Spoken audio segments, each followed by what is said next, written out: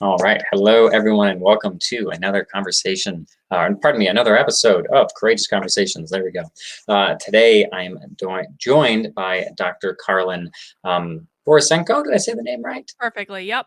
Perfect. All right. She is going to be talking to us about how the American political left can do better. And what's fascinating about this conversation is that Karlyn used to identify as a Democrat and has since changed her stance. I think you consider yourself in the center now, but you're supporter of Donald Trump. So, to a lot of people on the left, you're right-winged in their mind, even if you're not in reality, right? You appear that way to them on the outside. Well, everyone to the left of Mao, or to the right of Mao, or yeah, to the right of Mao is right wing in their eyes now. So yeah. For some people, for sure. So she's going to be talking to us about, why it was she left the Democratic Party, right? And then also some of her experiences with people on the left after she left the Democratic Party, and hopefully be able to shed some light on how we on the left, and I say we because I'm a leftist progressive myself, can do better in the way we interact with people, the way we present ourselves. What I have found is that oftentimes people who are your supporters have the same blind spots you have. And as much as it's great to have them cheering you on, sometimes your critics and your quote unquote enemies can provide some of the most important feedback because they have a view on your weaknesses and the flaws in your thinking, right? That maybe you don't have. So as much as it's hard to talk to someone who's a critic of yours or an enemy or on the other side, sometimes their perspective is actually really valuable. So in this conversation, I imagine it'll be kind of hard for me and certainly a lot of listeners to hear what Dr. Karlyn here has to say. But there's going to be, I guarantee you, an important element of truth through it. Even if I don't agree with everything she says, there's an important element of truth to it. And if myself and others on the left want to do better and want to be better, it's important that we listen to criticisms and implement some of what we hear, right? So this will be an interesting conversation, to say the least. I think to start things off, Karlyn, could you talk about why it was you left the Democratic Party to begin with? Yeah, so a couple of years ago, it was kind of a perfect storm of woke descended into my life. Where I'm an organizational psychologist, I do organizational training and corporate training, stuff like that. Or I did before I got canceled by them 3 different times. But so I started seeing like this idea of like microaggressions appearing in the workplace. Now, microaggressions are completely a made up thing. The only person that provides any research to support the idea of microaggressions is the person who coined the term, who makes thousands of dollars doing training based off them. All the other research around microaggressions basically points to these are not real things. And so that started happening. And then at the same time, a lot of my friends started speaking anti-racist language. And I had no idea what they were talking about because anti-racist language is not, they take definitions and they change them. And so all of a sudden, all of my white friends were saying, Karlyn, shut up and listen to black people. And I was like, what in the holy hell are you talking about? Like the only way that you can understand someone is by having conversations with them. And so while I was completely open to hearing about the experiences of minorities in this country, the methods they went about it were completely and totally off-putting. And then at the same time, there was something that was going on in the knitting community. So I'm a knitter. The All online right. knitting community is a very, very progressive place. And what started happening was roving mobs of social justice warriors were starting to bully and mob people in the knitting community to the point where one person was mobbed so badly that he ended up in the hospital on suicide watch. And at some point, it occurred to me that these were people that I had politically aligned myself with. I was a Democrat for 20 years. I grew up in Vermont. I voted for Bernie Sanders in every election that I could vote for Bernie Sanders in. And Mhm. so it had never occurred to me that the Democratic Party was the problem. But I started this journey of challenging myself to listening to voices who I thought I would disagree with. And even this was not allowed on the left. I remember I was documenting this experience publicly of listening to walkaway rallies, listening to Ben Shapiro, Milo Yiannopoulos, Dave Rubin, all of these people who I was not supposed to listen to. And even just me committing the act of considering a different perspective, that was not allowed. I lost friends over that. And so my big graduation exercise was a little over a year ago now. Donald Trump was coming to Manchester, New Hampshire on the eve of the New Hampshire primary for the Democrats. This was, back when all the Democrats were running around the state campaigning. And I had seen every single Democratic candidate in person. I went to all their big events. And so I thought, well, why not challenge myself to go to a Trump rally and just see for myself what's going on? And when I went, I was shocked on several levels. I was shocked at how nice everyone is, how welcoming everyone was, how diverse the audience is. It was not just old white men. It was incredibly diverse, even though it was in New Hampshire. And I remember sitting in my car when I was leaving and just thinking, like, I have been lied to by everyone about who these people are. They are not the deplorables that the media has portrayed them as. And I had so much cognitive dissonance about the whole situation that I remember having a really bad headache at that time because my entire worldview was just shifting. Well, the next day I voted in the New Hampshire Democratic primary. I voted for Pete Buttigieg, actually, because I am a centrist at the end of the day. And I thought that this was back before he became Robot Pete. He used to be a reasonable person. He's no longer a reasonable person. And then I wrote an article on the internet about being a Democrat who attended a Donald Trump rally and what I experienced. And it went viral. And I left the party 3 days later. That's interesting. So it was such a, I don't know, well, maybe say a quick flip. So you aligned yourself as a Democrat for such a long time. You identified that there's some Democrats out there being real assholes. And then you identified that, oh, wow, people at Trump rallies aren't actually that bad. No, To me, no, don't do that. Don't do that. That's what leftists do. That's what leftists do. They say, Karlyn, you just did this because the Trump supporters were nice to you. No, this is the story that you guys tell every single time, and I'm going to try to be nice, but like, don't do that. This was a months-long process where every single day I was considering different opinions and I was considering different perspectives. And I didn't become a Trump supporter after that Trump rally. I simply left the Democratic Party. Now, I know a lot of Democrats don't actually understand the difference between leaving the Democratic Party and being a Trump supporter, but I wasn't a Trump supporter at that time. And in fact, what a lot of Democrats don't understand is the Republican Party hates Donald Trump. A lot of Trump supporters come from the middle. They don't come from the hard right or the hard left. In fact, like Richard Spencer endorsed Biden in this last election because Trump wasn't racist enough for him. So like it wasn't a quick flip. It wasn't because Trump supporters were nice to me. It wasn't any of that. So do you feel you were pushed away from the Democratic Party by terrible behavior or pulled towards, I guess you didn't really go anywhere at that point. You were just kind of landed in the no man's land at that point. Yeah, I mean, I was an independent. I actually just became a Republican about a week and a half ago.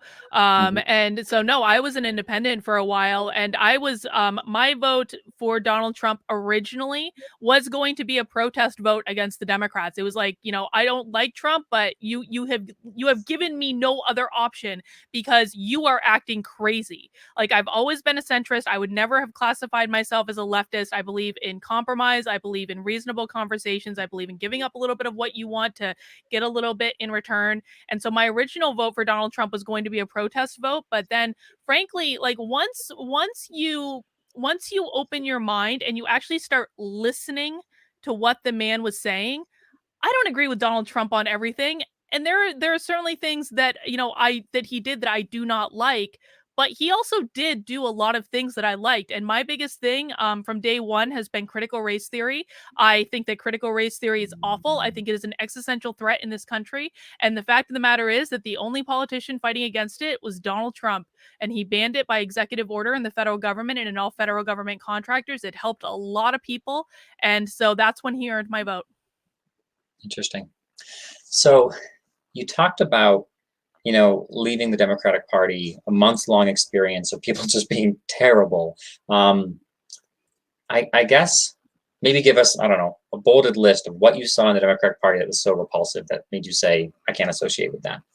They are attacking free speech in this country. They're attacking our foundational liberties. They do not even supporting like the First Amendment, which was always one of my biggest things. It was one of the reasons I became a Democrat, was because I thought that the right was attacking the First Amendment back in the 1990s, and now it's the left doing it. The support of Black Lives Matter, the organization. I'm not talking about the average everyday people. I'm talking about the organization. It is a Marxist organization. The organizers of it have flat out said that they're Marxists. They have received billions of dollars, billions of dollars in donations at this point. They're not telling us where that money's going. It's not going to help Black businesses. It's not going to investments in schools. Where's the money going?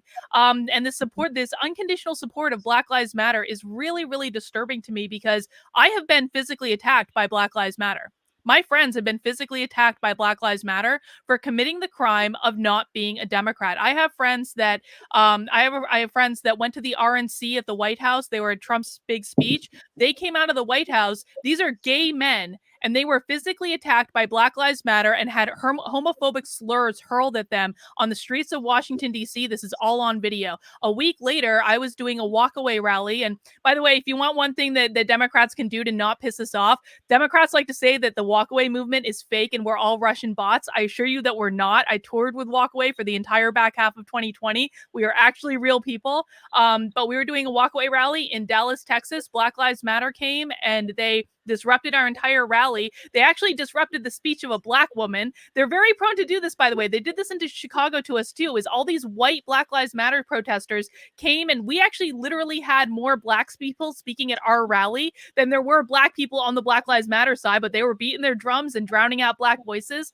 And then so at this rally in Dallas where they interrupted our rally, later in the day, they literally chased a group of me and my friends down the street. This is all documented. It's all on video.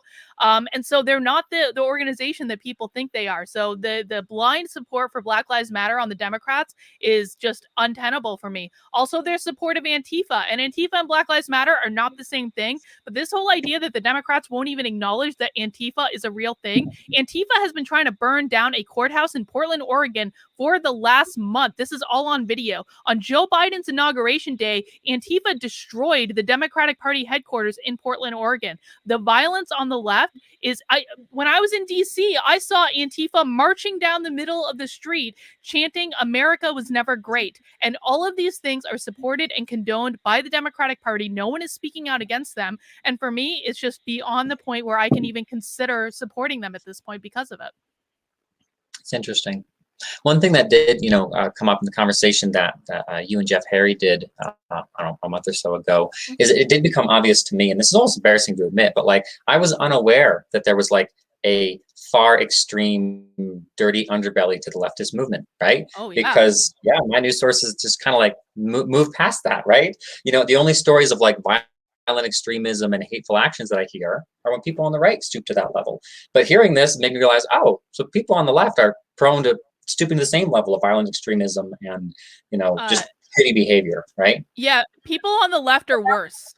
It's worse. And the fact is that the media lies to you or they don't report it. There was a Trump supporter in Portland, Oregon, right before the election that was literally shot in cold blood. He was murdered in the middle of the street by Antifa. Like this has gone on for years. I mean, and and you guys don't even need to take my word for it because you can go on YouTube right now and watch videos of this. There are thousands of these videos. There are videos of people who are just live streaming these protests. So you can see completely unedited footage of people at these protests where Antifa are throwing firecrackers, explosives at people. They're tearing down buildings, they're burning stuff down, they're attacking people. I was in Washington, D.C. in November for the first Million MAGA march that happened, and Antifa was beating up senior citizens in the middle of the street. They were beating up children. Like this is all documented for everyone to see, but the media never reports on it. And you have people like Jerry Nadler who are saying Antifa is just a myth. Even Joe Biden won't even acknowledge that Antifa is a real thing, and it's absolutely ridiculous. Yeah, I mean, so my understanding of it, right, even just from a quick Google search, was that Antifa is a hashtag a lot of people use when they're railing against fascism and stuff, but it's not actually an organization in the way that Black Lives Matter is an organization, right? Wrong. Google, and don't use Google, by the way, because Google suppresses search results. What you want to do is go to DuckDuckGo, and if you want an organization, you look up Rose City Antifa, which is the Antifa chapter in Portland. It is not true that they are an idea. It is not true that they are not organized. Andy No has written an amazing book about this. And people can go and read it for themselves. And Antifa's trying to get that book pulled off bookshelves because they don't like that it shows what is actually happening. So no, do not use Google. Google suppresses search results. Go to DuckDuckGo, and that will bring you up all the search results you need to show you that this is a real organized organization, and they are not anti-fascist. They are the fascists. They are acting as fascists. They are the ones that are beating people up for supporting a political ideology that they oppose. They're the ones that are burning books. They're the ones that are literally terrorizing major American cities, and it's not reported anywhere. It's interesting. So, my mind hears this and says, oh, wow. So the political left has a fringe group too. Fuck those guys. But it doesn't have my confidence in the general mass of the political left. But to you, it does. To you, there's a lot more connection between the extremists and the majority of the political left. To me, those are very, very separate things, right? And I'm happy to say fuck those guys, but it doesn't make me doubt my alliance Well, with people on the left.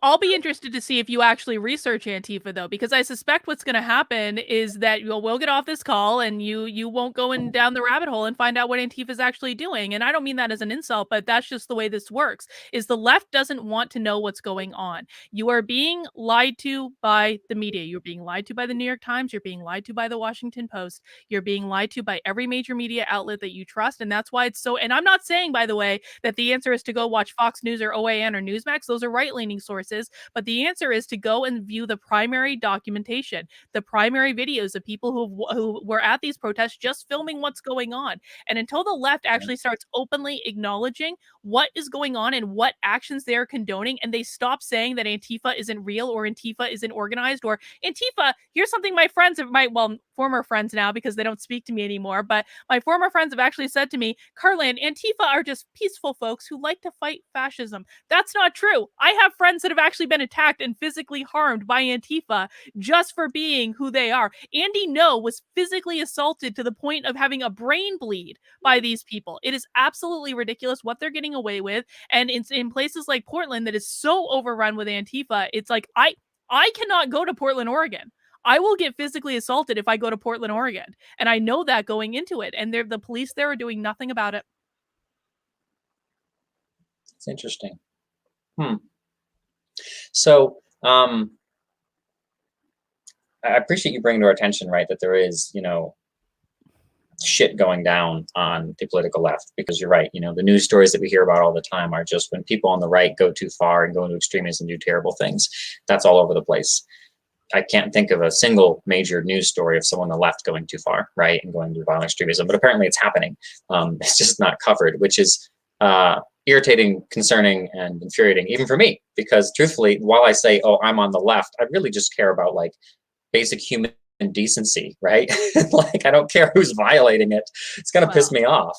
Hang on to your hat, because people on the right care about that too.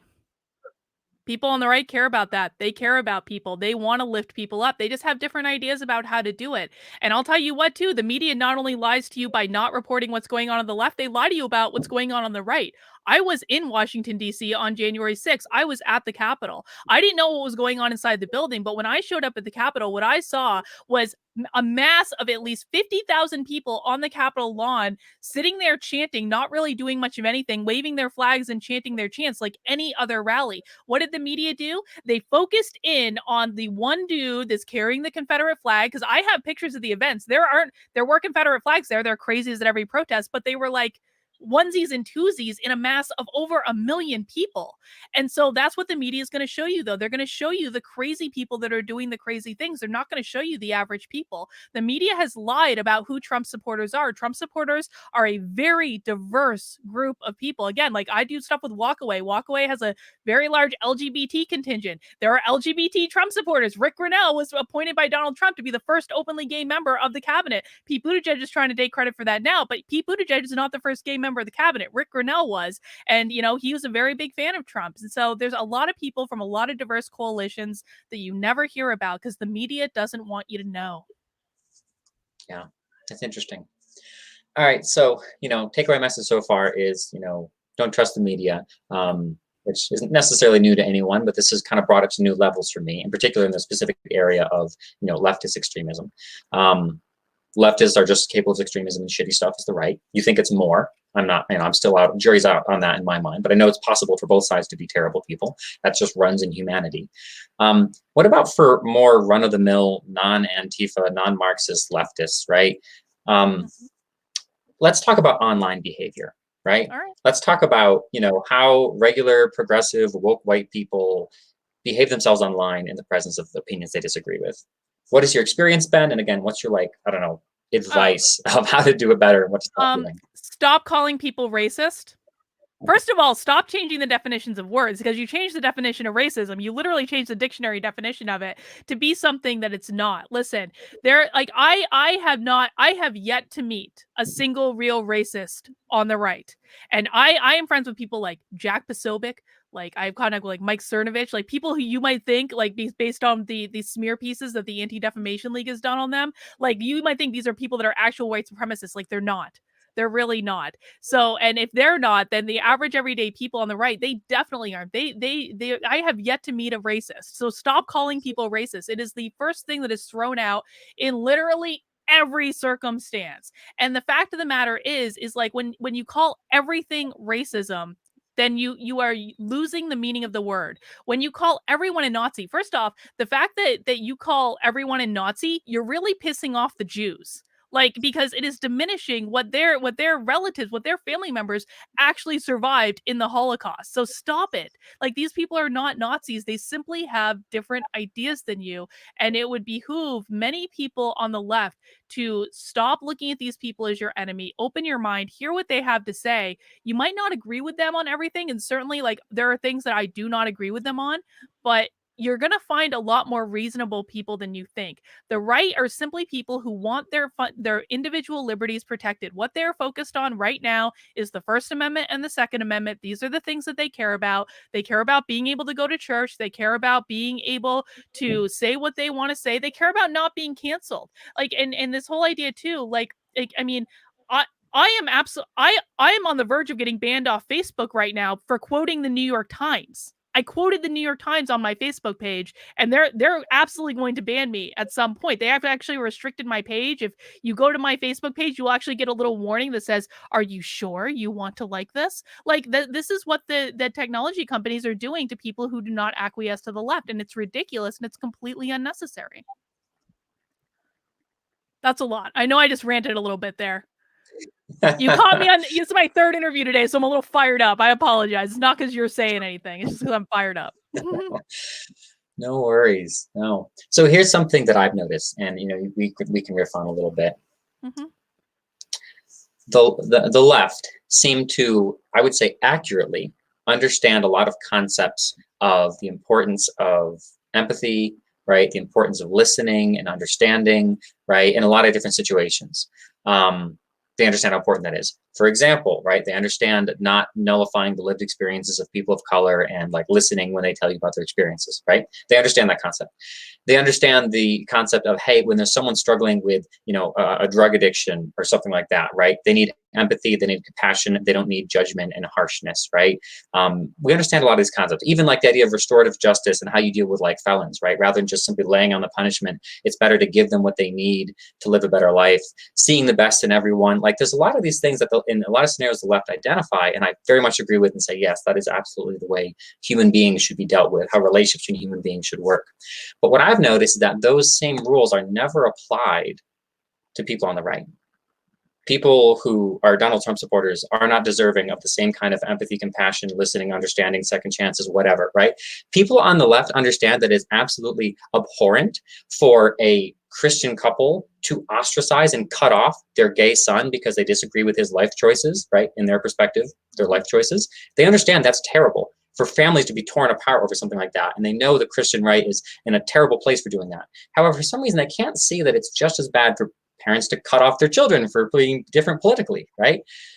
Have you seen some of that double standards of applying some codes of conduct to some groups, but not applying those codes of conduct to people on the right? Oh, I'll even go one step further. Like I said, we did a walkaway rally in Chicago before the election that had almost entirely black speakers. So you're talking about listening to the lived experiences of black people. Our speaker line, I was the token white person. Me and one other dude were the token white people at this rally. And what happened? Black Lives Matter showed up and literally drowned out the voices of black people. This happens all the time to people on the right that the left would traditionally classify as being oppressed, right? They don't listen to them. Mm-hmm. They don't listen to my friend Shamika Michelle, who is one of the most powerful black women that I've ever met in my life. They don't want her to speak. They're drowning out her voice all the time. They don't care about her lived experience or why she left the Democratic Party. They don't care about Candace Owens. They don't care about Larry Elder or any of these other, or Leo Terrell or any of these other black people that have left the Democratic Party for exactly the same reasons as I'm stating. They don't listen to them. So no, and you're absolutely right. They don't listen to I mean, they're perfectly fine cutting off Trump supporters. The minute that someone finds out that I voted for Donald Trump, the very first thing I hear is that I'm a racist, I'm a terrible person, they want me to die, they want me to like I get literal death threats from these people. I was never a fan of the Second Amendment, really. Like, well, I guess I really didn't care all that much, but like I never understood the necessity of the Second Amendment until I started getting death threats from the left for committing the crime of saying that Donald Trump supporters aren't Nazis on the internet. So, I mean, it's real and it's legitimate. I know I hear from parents all the time, parents who have lost their children because they refuse to have any sort of conversation with them. I hear from people whose marriages are breaking up because one of them supports Trump and one of them doesn't. And it's absolutely ridiculous. And even now, Donald Trump is playing golf in Florida. Dude's not even in office, and they're still going after him. They're trying to expel Marjorie Taylor Greene from Congress right now simply because she doesn't take their crap. An elected official, elected by the people of Georgia, they're trying to expel her because they are that offended by anyone that does not toe the line. And I'll tell you what, too, it's I this whole idea of like the left understands the lived experiences and they're the ones with the empathy, it is absolutely ridiculous. First of all, my dissertation was based on lived experiences. I actually studied lived experiences, and the way the left takes these terms and they throw them around like they mean something that they don't. One person's experience is not a full view of the lived experiences of everyone. And so they need, like, I think what the left does is they look for people that say the things they want them to say. They use the words they want them to use. They bend the knee to whatever ideology they want them to bend the knee to. They lift those people up, they put them on a pedestal. Yes, these are the people who we need to listen to, and then they ignore everyone else. There are many people in many oppressed groups that have been actively ignored by the left for years because they don't agree with them. Something else I want to touch on while we're here. This is something that, within your group, you almost never can see, and it almost always has to be someone outside the group to point it out. Can you point out any inconsistencies? Either inconsistencies between like doctrines that don't match, or even just inconsistencies between like action and stated belief that you see on the left? Oh, the left cares about black people, but the left didn't like Donald Trump's platinum plan. He didn't here's one of the big ones. And this was actually before I went to the Trump rally. This was before I even was thinking about voting for Trump. Trump gave a State of the Union last year, and I actually thought the State of the Union was a really good speech, at least the last one that he did.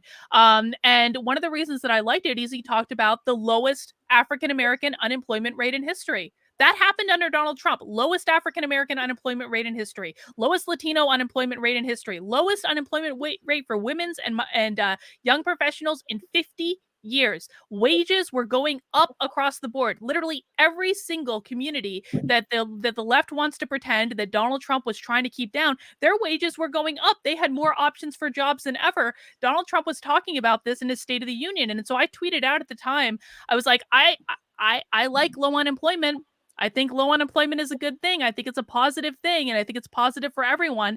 And immediately I was jumped on by all these leftists on Twitter who were like, no, Karlyn, having a job is the same as slavery. Now, as an organizational psychologist, I work with a lot of HR people. And so a lot of the people that were jumping on me and saying, no, how dare you say anything nice about Donald Trump and his low unemployment? They immediately, they were like, having a job is like slavery. I'm like, you work in human resources. Your literal job title is a recruiter. Like, what does that make you? If having a job is slavery, then you are literally a member of the slave trade. You hate Donald Trump so much that everything he does is bad and wrong, and it's ridiculous. Here's another inconsistency. So Donald Trump was the president that enacted permanent funding for historically black colleges and universities. The presidents of historically black colleges and universities used to have to go to Washington, D.C. every 2 years to plead for their federal funding to be renewed for another couple of years. Donald Trump heard about this and was like, why are you coming back every 2 years? It's done, extend. I think he did it for 10 years. And so they don't have to come back every 2 years and basically put in place methods to make that funding permanent. That's something that he did. Does he get any credit for it? No. You want to talk about, when I was in high school back in the day, back in the 90s, the big thing was peace in the Middle East. We want peace in the Middle East, right? That was considered to be a good thing. I at least thought it was a good thing. Guess what? Donald Trump did that. He did that. He signed several historic peace deals that no one ever thought would be possible, not reported at all, and no one wants to celebrate it. So I think there are many inconsistencies. Here's another inconsistency. You want to talk about like the left used to be, I remember protesting the Iraq war on the Boston Common when I was in college in the early 2000s because I didn't think we should have gone to war then. Guess what? Donald Trump was the one who's actually finally drawing down our troops in the Middle East and was the first president in 40 years not to start any new wars. Like, I am a fan of not being in war. I'm a fan of peace. Like, when did the left abandon that particular value? And I can go on and on and on with the like absolute inconsistencies between what the left says and what they actually end up supporting. And most of the time it's because they're not listening, they're not paying attention, and because the media is lying to them. Yeah, it's interesting. You brought some of those things up when talking with Jeff, and some are new to me even today. And I just find myself thinking, like, why wasn't I told that? Like, personally, I don't think that'll still change my stance on Donald Trump too much, right? I'm still against him, even if maybe it's softened up a bit. But I would like to be treated as an adult who's capable of making my own decisions about Trump. Thank you very much, media. It's okay. It's safe to tell me both sides of Trump and let me make my own choice. Where it does seem like my opinion of him was very much guided in one direction because someone was afraid that if they shared both sides of the story, then Trump might get some support and like, oh, couldn't have that, right? And it is just anger me. Like, let me make up my own damn mind. Go ahead and tell me the good things he does and the bad things he does, and I'll decide for myself, please. And it's just, I think this does bring up that that's not what's happening, right? That's not what's happening at all. And I want to be really clear, like, I don't care if people support Donald Trump. I'm not trying to make the case for Donald Trump, but what I am trying to do is get people to see that maybe haven't considered that you're not being told the truth. Like, I'm not pissed off necessarily at most people on the left because they're being lied to. I consider them to be victims of the media just like I was. I had MSNBC on in my house constantly before all this. I believed every word that came out of Rachel Maddow's mouth, and she is a liar. And like when you go back and you compare that with what is actually happening, again, based on primary sources, I'm not arguing go watch Fox News, although Tucker Carlson is right more than he's wrong. I'm not arguing to go watch OAN or Newsmax or any of these things. Just go look at the direct video of what is happening. Go to these events yourself.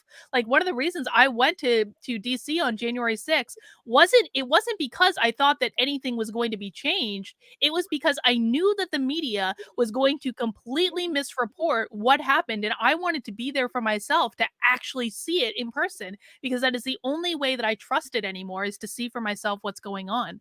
So I don't think that people need to. I understand why people don't support Trump. I totally get it. And I don't think you're a bad person necessarily for not supporting Trump. I just most of the time think you probably don't understand the full breadth of what he did and what he accomplished because you simply haven't like been exposed to it.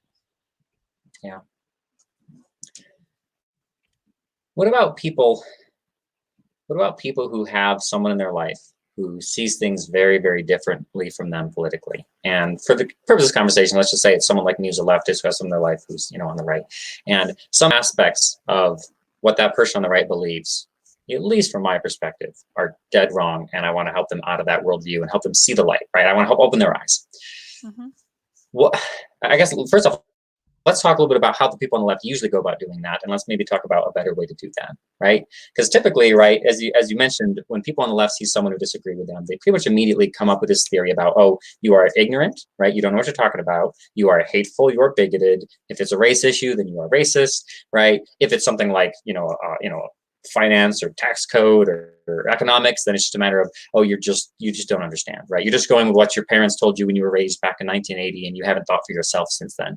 And what's interesting is that for a lot of people on the left, myself included, we were raised in a fairly right-wing progressive sort of manner, and our default reaction to life was to take a fairly conservative stance. And then when we've educated ourselves and when we've taken the time to do further research, we've kind of moved left, which, if that's been your experience, leaves you to assume that everyone who disagrees with you just hasn't taken the time to educate themselves, and that's why they're wrong. But it tends to take a form of a lot of like insults being thrown around, right? What would you add to that as far as the way it typically goes down? And then again, what's the better way? Yeah, I mean, first I would say when you say educate yourself, I think you're talking about reading a very specific type of book or literature that usually tends to lean very far left. So when I say when you're saying educating yourself, I don't really think you mean the full breadth of the research. I think you mean a very specific portion of it, usually the stuff that's taught in college, and college professors are 95% leaning to the left at this point. Like right-wing people can't even survive at colleges. A lot of them are afraid of speaking up. So I would start, and we talked about this before we went on the air. If you really want to educate yourself, you start with a book like The Righteous Mind, which will show you exactly how people on the left and people on the right think. It's written by a psychologist out of NYU. His name is Jonathan Haidt, and he will show you exactly what's going on. But if you want to talk about having conversations with people on the left, stop assuming that, or excuse me, with people on the right, stop assuming they're stupid, stop assuming they're racist, stop assuming they haven't educated themselves, because to be quite frank, the people I know on the right, one of the things that really surprised me when I was leaving the Democratic Party is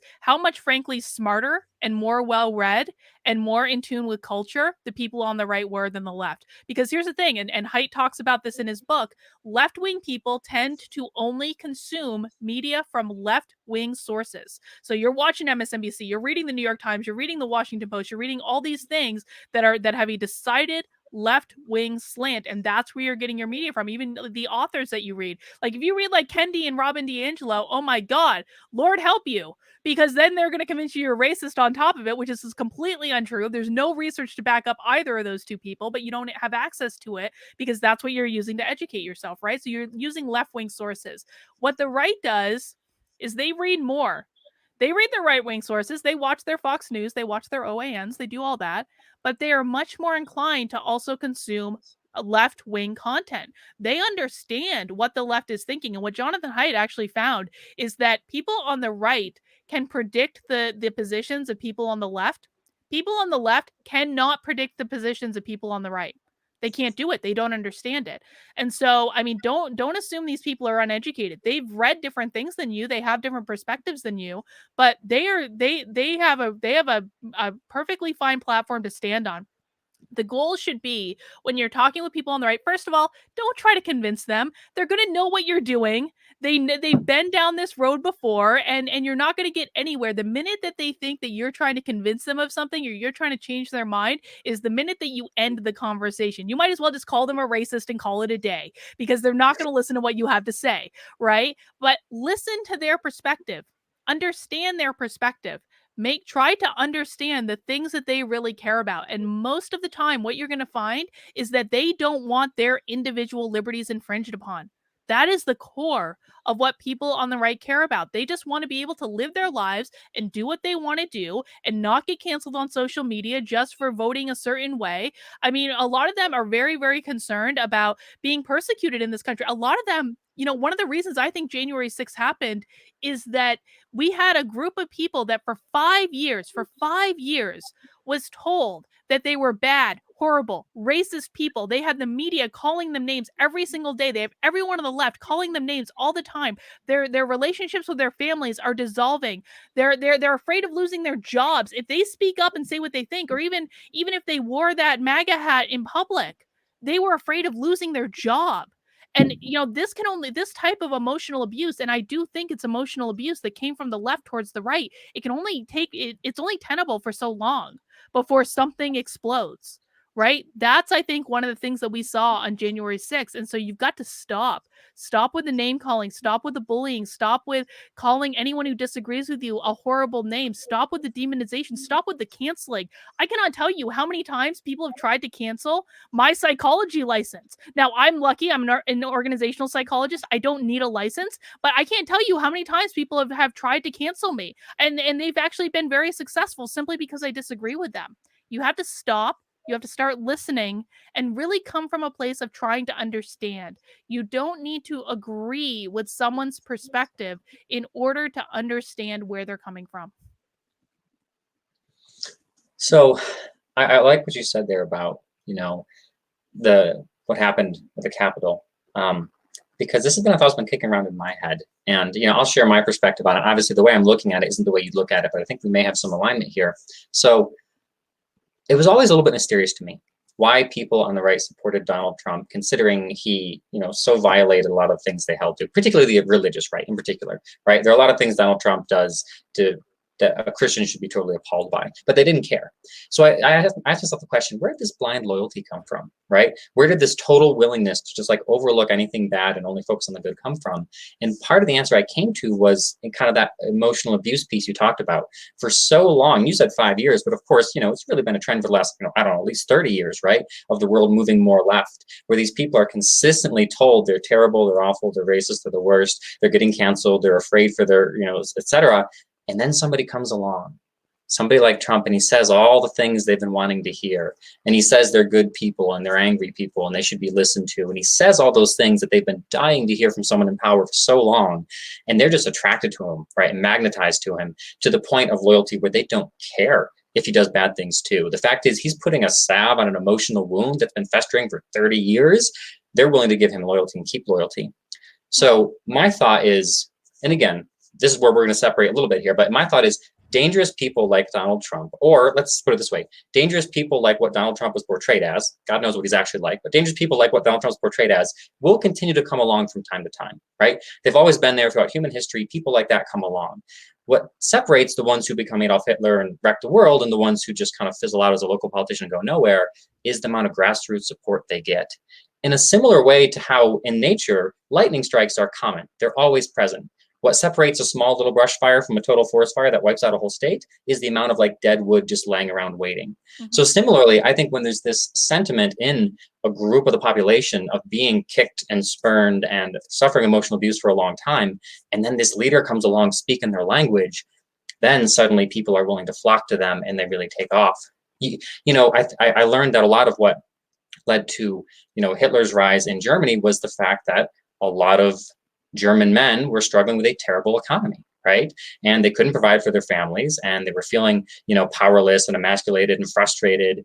And they were very prone to hear Hitler's message. So my perspective is if people on the left keep treating people on the right so terribly, we are creating an environment where someone on the far right who is as bad as Donald Trump or worse could very easily get a foothold and bad things could happen in this country.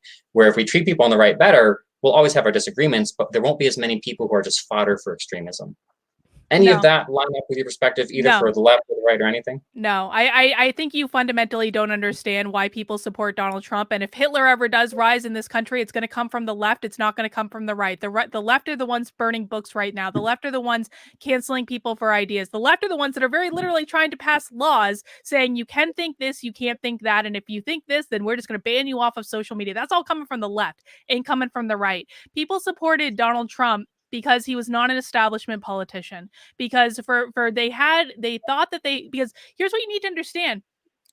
First of all, not all Christians are MAGA supporters, right? Not all, like there are distinct groups on the right. You do have the fundamentalist Christians. The fundamentalist Christians are a very, very small part of the overall right. You have Republicans, and most of those are like establishment Republicans that are only interested in power. Mitch McConnell hates Donald Trump. Liz Cheney hates Donald Trump. Mitt Romney hates Donald Trump. They all hate him, right? And people who support them tend not to support. Adam Kinzinger hates Donald Trump. And that's like the Republicans. And then you have the MAGA movement. And the MAGA movement is a really a broad tent of like a lot of different types of people. You've got a lot of classical liberals in there. I do consider myself a liberal still. I'm not giving up that moniker because liberal means liberty, and there are a lot of people like me that support him.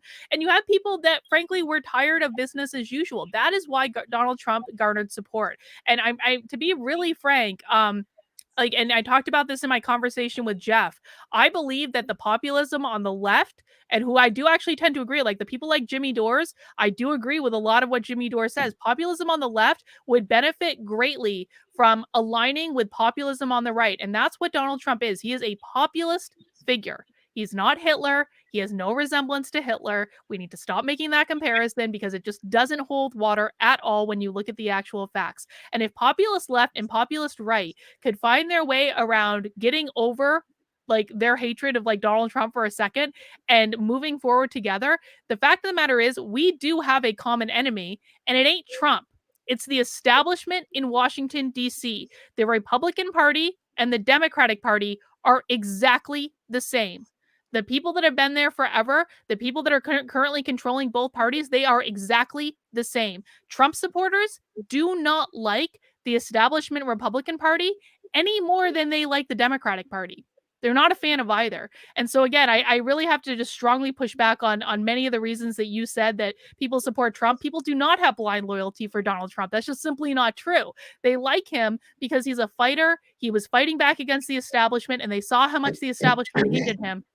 That was part of the appeal. And they also liked his policies. I mean, someone can be a Christian and disagree with some of Donald Trump's behavior, like sleeping with a porn star when he's married and his wife is pregnant, right? They can disagree with that behavior, but then they say, okay, unemployment is at a record low. Like I have a job. I'm making a lot of money. The country seems to be doing pretty well. We're getting peace deals. We're not going to war. Joe Biden, by the way, within a month of being in office, is now bombing Syria again. I don't know how the Democrats are wrapping their heads around Joe Biden literally bombing brown people again for no good reason. But hey, so I think that again, people need to understand exactly they need to be more in touch with what is actually going on in culture, because if the left continues just to continue. Again, Donald Trump is playing golf in Florida right now. Like the fact that the left is continuing to demonize him 2 months after he left office when he has no power at all, it just shows, frankly, how out of touch people are with what is actually going on and what is actually important. Cool. Well, thanks for coming on here. We got a few more minutes. Any final thoughts? Again, if someone is on the left and wants to do better, right? What are some things they should stop doing? Something they should start doing? I think that the very first thing that people should do is to do exactly what I did.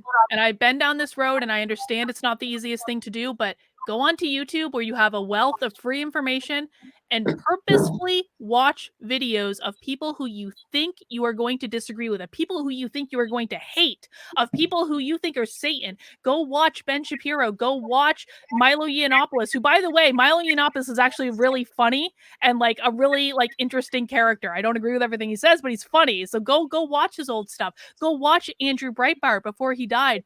Go watch Dave Rubin. Dave Rubin has amazing conversations. Go watch full episodes of Joe Rogan with people that, well, he's not on YouTube anymore, but Spotify. Like, go watch these things and really challenge yourself, even if you disagree with it, to sit through it and consider what they're saying and keep doing it over and over and over again. And this is not about changing your perspective. It's about understanding where the other side is coming from. And I promise you, like, if you do this, you're going to find so much more peace, to be honest, because you're going to realize that half of the country is not racist. They're not bad people. They're not your enemy.